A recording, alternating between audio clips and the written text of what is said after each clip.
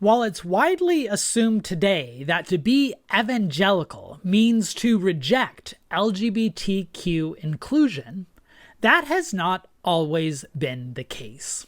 While on the one hand, recent polling makes clear evangelicals are the most strident in their views in opposing queer inclusion. For example, one 2025 Pew survey showed that while 67% of Americans believe that homosexuals should be accepted, including 57% of Christians, that number is only 36% of evangelicals. And if anything, many have doubled down within the white evangelical community in recent years, even reopening the question of gay marriage. And Latter-day Saints often track rather closely, though with some key distinctions that I'll highlight later.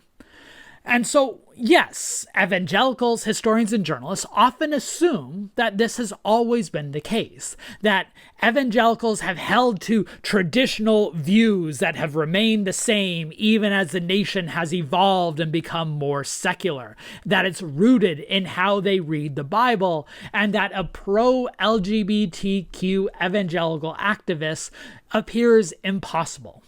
Yet, like many things, this connection is culturally constructed and more recent than we assume. The job of the historian is to show that things that we now take for granted actually have a history and have not always been that way. And that's the argument in the brand new book by Dr. William Stell, Born Again Queer, A History of Evangelical Gay Activism and the Making of Anti-Gay Christianity, just out last week from Princeton University Press. I loved this book as soon as I read it, so I wanted to highlight it on this channel, and I hope broadening the perspective of many who may just be interested in certain segments of religion, including Mormonism, to show that these wider contexts and stories are necessary. So in this video, I'll introduce the book and some of its key arguments. I'll then interview its author, Dr. William Stell, who was very gracious enough to sit down with me. I was grateful for him to do that. I'll then summarize some of my key thoughts on the book and why I think it's important. And then at the end, I'll tie it to the Mormon tradition and why this story shows, or at least gives context for, some important developments within Mormonism in the last 50 years. That's a lot to cover, so let's dig in. Born Again Queer is a history of how the evangelical movement became homophobic. Now, as Dr. Stell is going to emphasize in my interview with him, there was never a time when the evangelicals were pro-homosexuality, but there was a time when these ideas were at least contested. So a general overview of the argument is that in the mid-20th century, up until the 1970s and 80s, there was not nearly as much of a focus from an official settled stance on homosexuality. Some even argued that homosexuality was morally neutral and could be either good or corrupt, depending on how it was practiced. And in that vacuum, several self-identified evangelicals used the tools and ideas of evangelicalism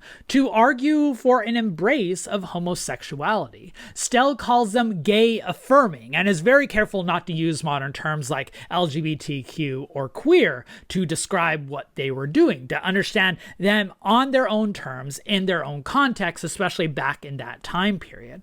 And we know that they were successful and influential because, as Dr. Stell is about to explain, a growing number of evangelicals were worried and felt threatened that they might make inroads. And in this book, he even shows the evolution within one periodical, Christianity Today, one of the most important periodicals to understand evangelicalism, the brainchild of Billy Graham, to try to present a respectable form of this evangelical idea that goes through a massive transformation in how they deal with homosexuality.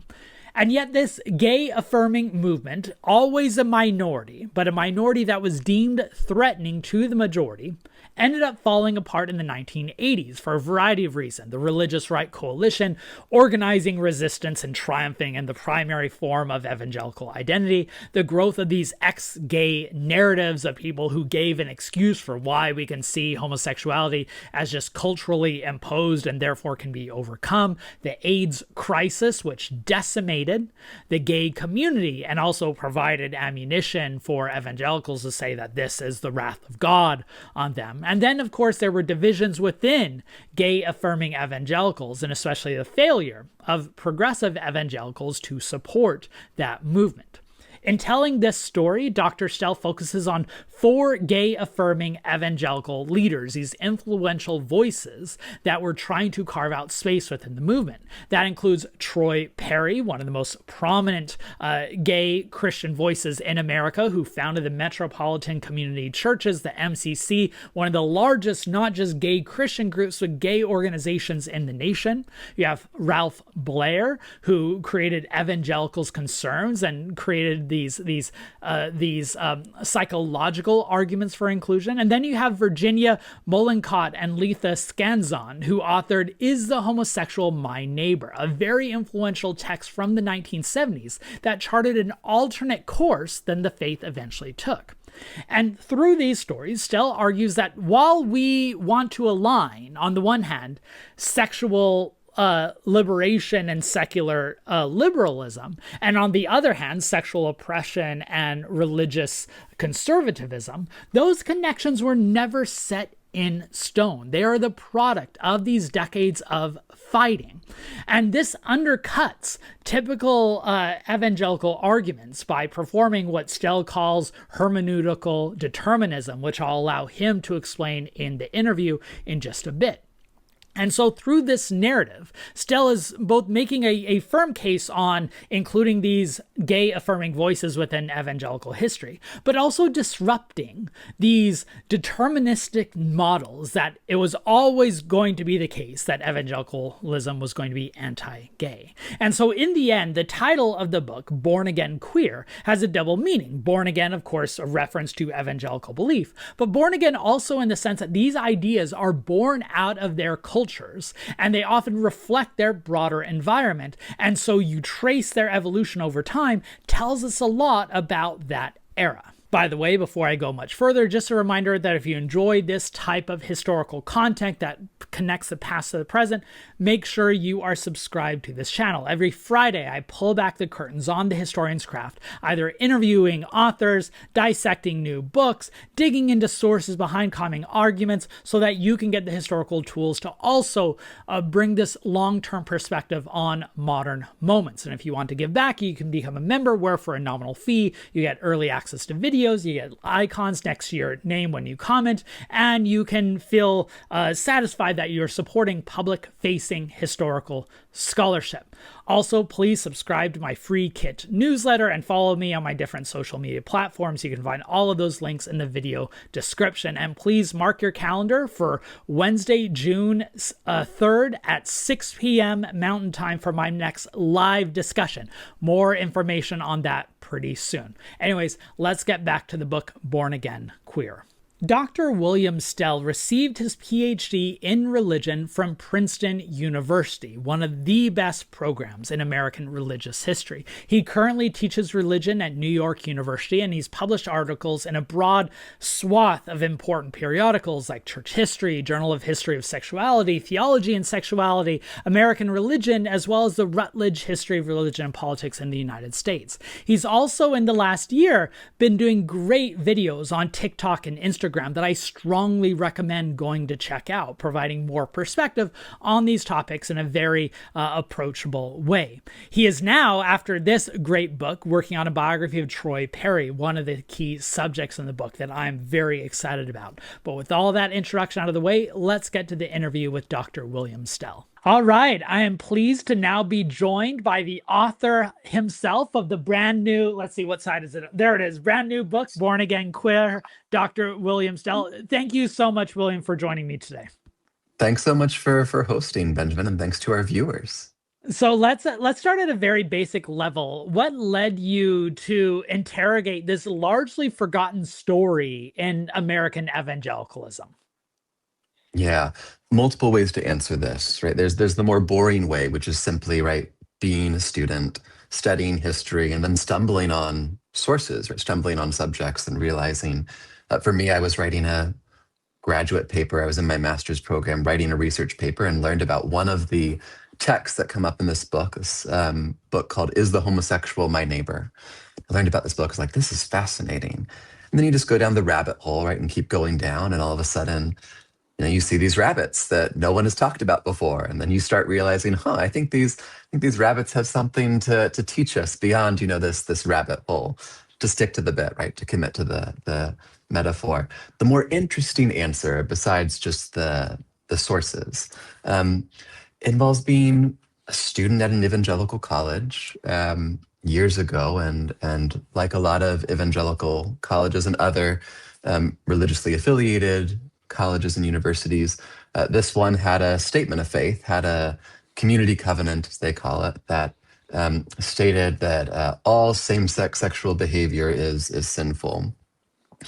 And what happened for me over the course of 4 years at this college is that I learned to come to a different ethical conclusion, different theological conclusion, but I did it not by deviating from the ethical, theological, exegetical, or interpretive principles that I'd been given by that college, right? Even as I continued at that time in my life to identify as an evangelical and to use evangelical ideas, evangelical languages, right? It was those ideas, languages, tools that brought me to my different ethical, theological conclusion. Another way of saying this is that many of the characters in this book, the main characters in this book, walked a theological journey that resembled the journey that I walked as a college student years ago. And it was striking to me to see the ways in which very little scholarship, very little discourse, scholarly, historical, or otherwise, seemed to acknowledge that this was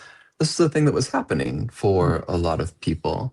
And not just in the last, 10, 15 years. Around marriage equality, there was more discourse surfacing, more journalists were discovering, hey, look at these, people who are evangelicals who support marriage equality, whatever. But 50 years ago, when, as I argue in the book, anti-gay positions within evangelicalism, right, just had a lot less dominance, were a lot more vulnerable than they would be in future years, right? These people were having similar journeys and making similar arguments and raising similar concerns half a century ago. Yeah, that rings so true to me as someone who attended Brigham Young University, and at the same time that the LDS Church got involved in Proposition 8 in California, and I saw many fellow Latter-day Saints similarly use the tools of Mormonism to deconstruct what the institutional position was, which is why I found your book so important. Is it deconstructs this myth of that sexual liberation only goes with secular liberalism, and sexual oppression has to go with religious conservatism. But those are assumptions that aren't grounded in the history. So we'll get to that determinism in a bit. But you mentioned that you learned in one of your seminar papers, you encountered the book Is the Homosexual My Neighbor?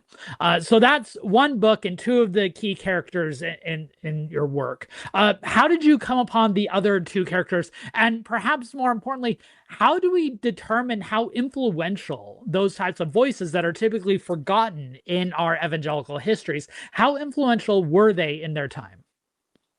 Yeah, it's a great question, a really important question. The shortest, and I think to me most compelling answer, is that it's the opponents of these people who lead me to that conclusion. So I remember reading a book called The Gospel and the Gay, and published in 1978 by the president of Miami Christian College at the time, Kenneth Gangle. So he writes this book called The Gospel and the Gay. And he writes somewhere in there, he's talking about Ralph Blair, another one of the major characters in this book, but also naming others. And he has a line there about, these so-called gay evangelicals. And I stopped, I was like, who is calling them? Like, what is this? So, like, this phrase, the so-called gay evangelicals, raises questions. Arguably, right, people were being called gay evangelicals more publicly in the late 70s than they were 10, 20, 30 years later. So for me, right, as I was engaging with anti-gay evangelical literature of the time, these names kept coming up. These names kept coming up together, and they kept coming up together even as the people themselves, these individuals, right, had a lot of differences among them.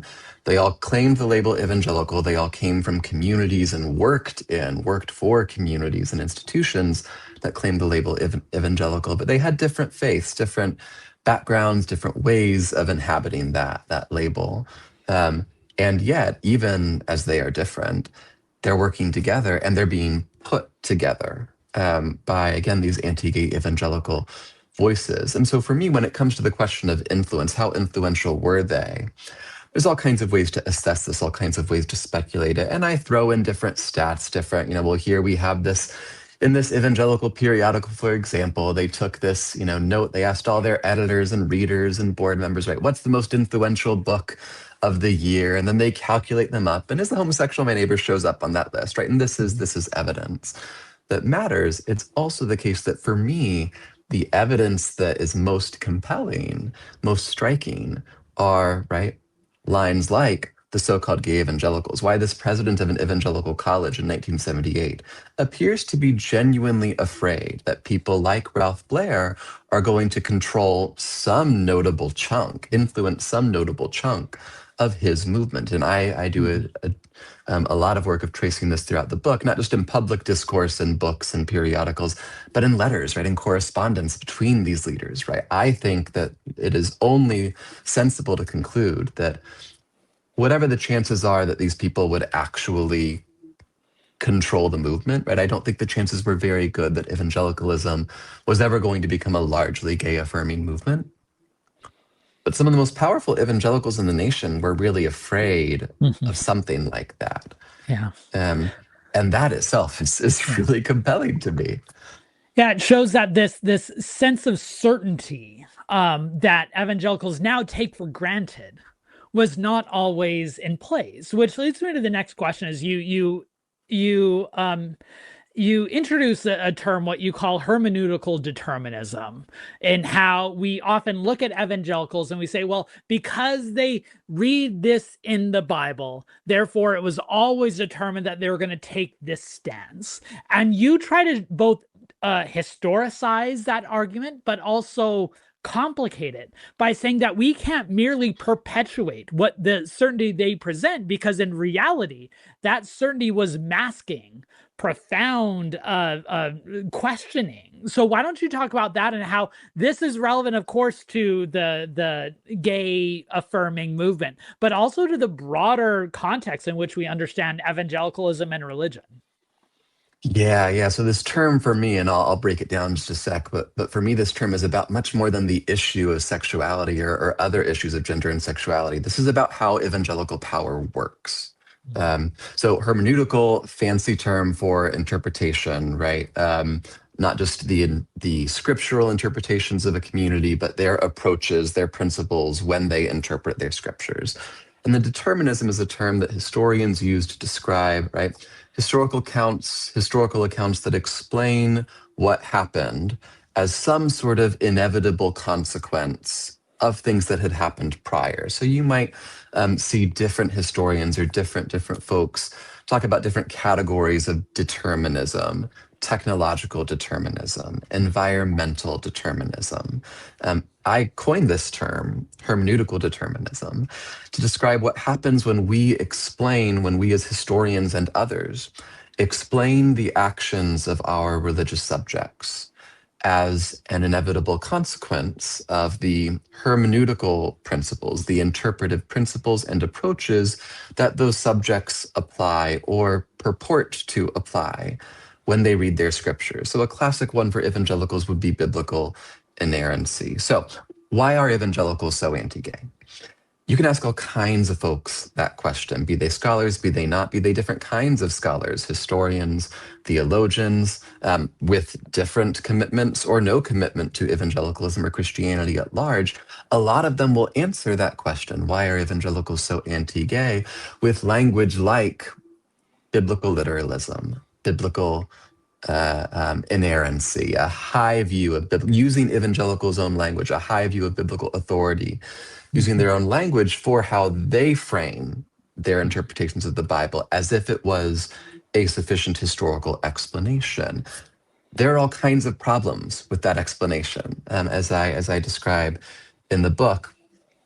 I'll name two right now. One is that, as my history shows, all kinds of evangelicals bring the same interpretive principles, the same interpretive approaches to the text, to different texts, to different questions about the text, and arrive at different conclusions.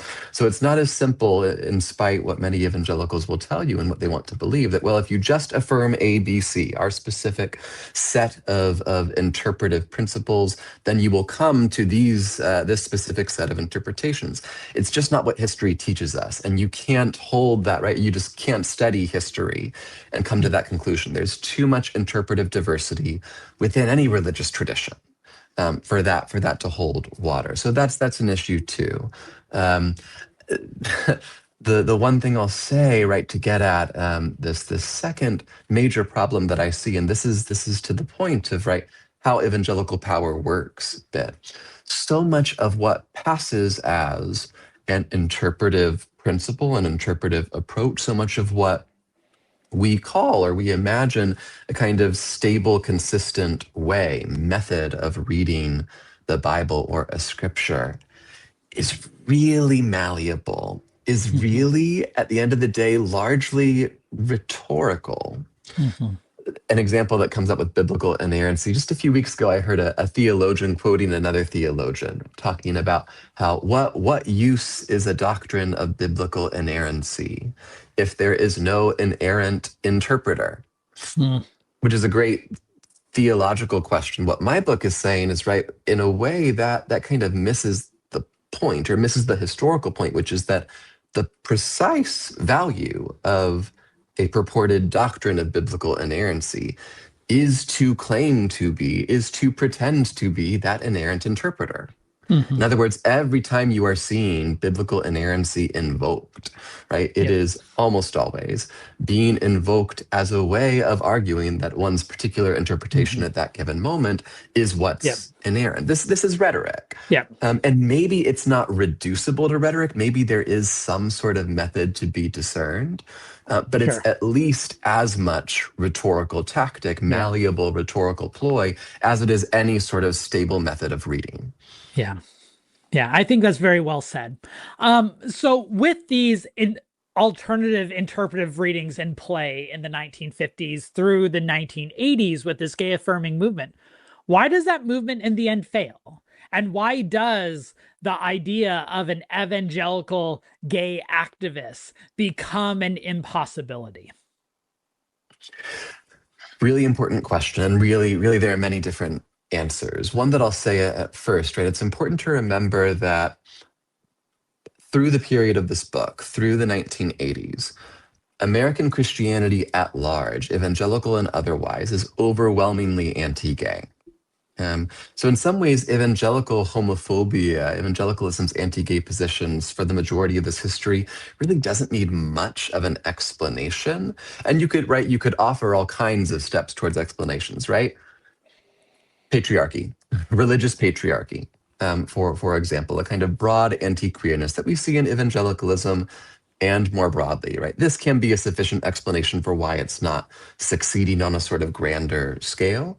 But as for why this particular movement, this evangelical gay activism, grows over the course of the 70s and then really declines in the 80s, there are some specific historical explanations for this period that matter, but that are also bigger picture explanations. Many other scholars have narrated very well the rise of the religious right, which is about evangelicalism, but also Catholicism, Judaism, Mormonism, of course. And a larger, right, whatever conservative turn, the Reagan Revolution in the 80s. I mean, what you see in polls, right, America at large, not just evangelicalism, but America at large is becoming more anti-gay in the 80s, which messes with our myths or our assumptions about, right, narratives of progress, but there you have it. That's just the case. So evangelical gay activism is subject to that same turn, that same larger turn. A big part of what's explaining that turn is, of course, the rise of the HIV/AIDS epidemic. And this affects, when it comes to some of the subjects in the book, some of the evangelical gay activists in the book, this is a really important part of the story. So in the metropolitan community churches, there's one elder, Reverend Frida Smith, who has a line in an oral history she gives, right, in the 80s, right? All we had time to do was to bury our dead. There was no time for the kind of work, the kind of activism we were doing in the 70s. All we had time to do was bury our dead. Yeah. Yeah. And there are Yeah, other explanations besides that as well, but I'll end with that one. yeah, and that's of course tragic, and I appreciate how you keep the human element at the forefront of the story. I was also blown away by the role of like they turned to the evangelical left, the progressive Christians, and hoped that they would be an ally as they were receiving this increasing backlash. And the progressive left chose not to for a variety of reasons that you highlight that has a lot of legacies for today. So Dr. Stell, a number of my viewers are interested in Mormonism, of course, and Mormonism, of course, confronts the issue of homosexuality quite a bit during these same decades. So, how do Mormons fit into this broader narrative of the evangelical triumph of the anti-gay opposition? Yeah, so on the level of the larger arguments of the book, there really are some important parallels to be drawn with, say, Taylor Petry's work in Tabernacles of Clay, right, making this larger argument that ideas about gender and sexuality, religious ideas about gender and sexuality that are widely assumed to be consistent, to be stable, even inherent, that those ideas actually shift over time, and they're actually in tension with, in contestation with other ideas that we can track over time. In some ways, that general move is a really important that Petry makes when it comes to Mormonism. Is a really important part of the move that I'm making in Born Again Queer. It's also the case that there are connections between the MCC, this largest LGBTQ plus Christian denomination, and even largest LGBTQ organization in the nation in the 70s, 80s, into the 90s. Connections between the MCC and the LDS Church. In 1980, there's a report that the MCC releases. Where all do our ministers come from? They're now ministering in the MCC. What denominations did they come from? Half a dozen come from the LDS Church in the first 10 years of the MCC's history. One of those six is a really important one, is a really influential one. So Jim Sandmeyer, who becomes an elder, one of the members of the board of elders, leaders of the denomination, is raised LDS, is a missionary, right, and leaves the faith as he is coming to terms with his sexuality, but brings a lot of his upbringing in the LDS faith to his leadership in the MCC. A clear way we see this, so Jim Sandmeyer becomes the treasurer for the denomination in the 70s as he's pastoring first in the Bay Area, then in LA, then hopping back and forth in the 70s and 80s between these two. He's the treasurer. He brings to the MCC a particular approach to tithing. So in the MCC, all individual congregations are supposed to tithe 10% of their funds to the denomination. And this is a very explicit borrowing for Sandmeyer and for Troy Perry, the founder of the denomination, borrowing from LDS tradition. Troy Perry says at numerous points, like, no, the Mormons, they got this right. This is something we should learn from. Like, this is a good way to run a religious organization. And as this very young upstart religious organization, the MCC, is getting off the ground, they're looking to model themselves in certain ways off of the LDS Church. There are other, I'll gesture to one other comparison that different scholars have nodded to, but not really written about in full. I hope someone will at some point. The legacy of, and the rhetoric around the legacy of Joseph Smith. Compared to certain ways of talking about Troy Perry's legacy, certain ways of talking about in the MCC, especially early on, there's talk of, Troy Perry has received a revelation about how God feels about homosexuality, and the language of revelation, again, in some ways mirrors LDS discourse at the time. Again, some people have named this, but this needs to be explored further as I see it. Yeah, so fascinating that the principle of prophethood being used in these diverging, dissenting communities is quite fascinating. All right, so now taking a step back, very briefly, what are some of the broader lessons you hope people can take from this story that challenges fundamental assumptions, and how this should teach us something for the present? Yeah, I mean, I've got specific lessons in mind when it comes to evangelicalism in the US. Certainly, I don't want anyone to walk away from the book thinking that, well, there was this golden era before which all evangelicals loved the gays or didn't care about the gays. Like, that's not true. That golden era never existed. Again, if for no other reason than because American evangelicalism was always heavily influenced by patriarchy, if for no other reason, right? Homophobia was going to be a big part of this movement, as it was, again, a big part of American Christianity until quite recently. So that's not the lesson, but there is a larger lesson about evangelicalism's anti-gay positions being significantly less powerful, significantly less dominant, and significantly more vulnerable 50 years ago than they were 10, 20, 30 years later. And this is part of a larger lesson, right? Not about evangelicalism, but just about religious positions on gender and sexuality broadly. Those positions aren't just there as if inherent, right? Those positions had to be made, just like any other religious position on any other issue, right? It's all the stuff of history. It's all the stuff of conflict and diversity and change over time. I find it helpful to give the comparison for evangelicals who are having a hard time wrapping their mind around how could this be so? How could this position that feels so baked in ever have looked any different for anyone in our community? Think about divorce. Anyone in any evangelical community now, right, any church community, let's say, compare how you and your minister and your people treat divorce with how evangelicals in communities roughly identical to your own 60 years ago talked about it. These are diametrically different, right, ways of thinking about. Divorce is in the 60s, 70s for many evangelicals is a kind of perversion. And I'm using evangelical light as a kind of sodomy, right, as a kind of, right, deviation that is as plain, as clear in scripture, according to evangelical interpreters 60 years ago, as anti-gay interpretations are to evangelicals today. Again, it's the stuff of history. Yeah, I think it's right. And it's just a reminder why these historical reckonings are always so important, especially on things that we just take for granted. So thanks again, Dr. Stell, for joining me to talk about your very important book. Thanks so much, Benjamin. It's a pleasure. Thanks again to Dr. Stell for taking a few minutes to answering my questions about his important volume.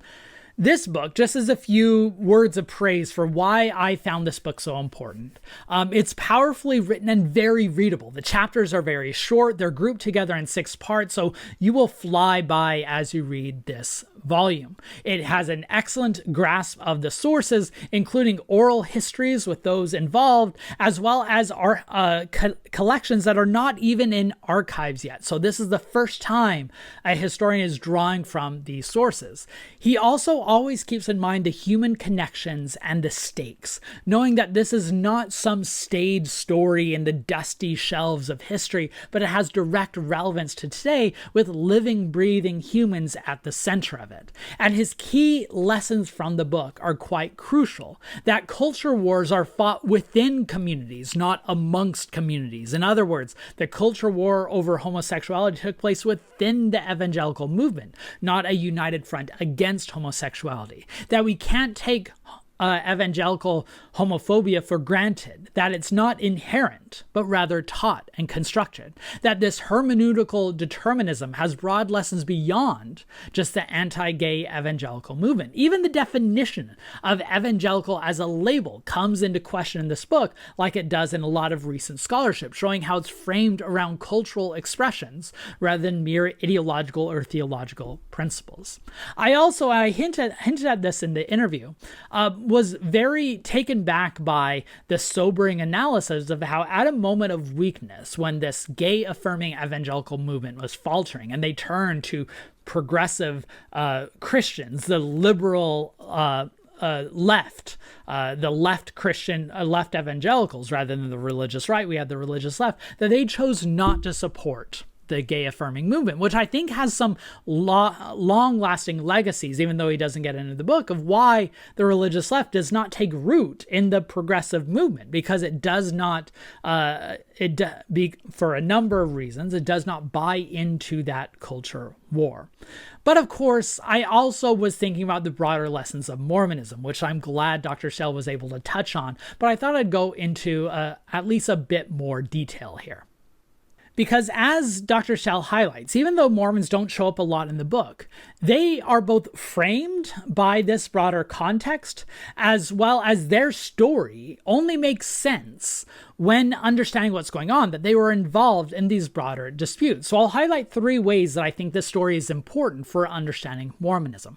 First, LDS leaders went through a similar process of developing an anti-gay theology. I'm really glad Dr. Stell brought up the book by Taylor Petrie, Tabernacles of Clay, because I believe it's one of the most important books in Mormon history in recent years, documenting that these idea of gender roles being eternal, or even sexuality and gender being eternal, was debated, and that the final result that we find in the Proclamation on the Family from 1995 was actually a culmination of these theological experimentation during the 20th century rather than a predetermined endpoint.